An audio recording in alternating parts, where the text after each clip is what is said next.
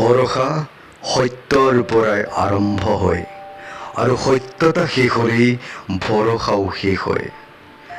যিজন মানুহ মৌন হৈ মনত দূৰ হৈ আঁতৰি যায় তেওঁৰ পৰা সাৱধানে থাকিব, আৰু যিজনে মনেৰে মৌনতাৰে আঁতৰি যায় তেওঁৰ পৰাও সাৱধানে থাকিব। কঠিন হাতৰ মুঠিৰ পৰাও খামুচি ধৰি থকা কোমল আঙুলি পিছলি যায়। সম্পৰ্ক জোৰ কৰি নহয়, মৰম ভাল পোৱাৰেহে ধৰি ৰাখিব পাৰি। কিছুমান মানুহ চকু পানীৰ দৰে, এইটো বুজি পোৱা নাযায় যে সংগ দিছে নে সংগ এৰি আঁতৰি গৈছে।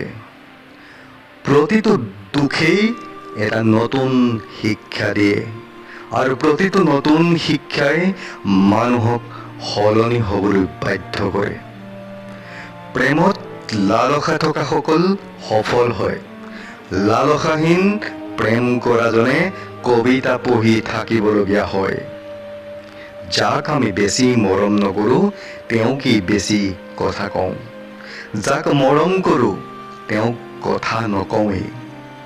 প্ৰেম জীয়াই থকাৰ প্ৰেৰণা হ'ব পাৰে, কিন্তু প্ৰেমেই সমগ্ৰ জীৱন নহয়।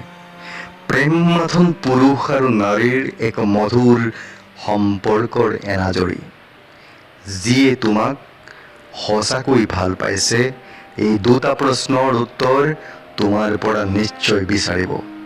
প্ৰথম প্ৰশ্নটো এইটোৱেই যে মই তোমাক যিমান মৰম কৰোঁ, ভাল পাওঁ, তুমিও মোক সিমানেই সঁচাকৈ ভাল পোৱানে? দ্বিতীয় প্ৰশ্নটো হ'ল যে আন কাৰোবাক পাই তুমি মোক পাহৰি নোযোৱাতো?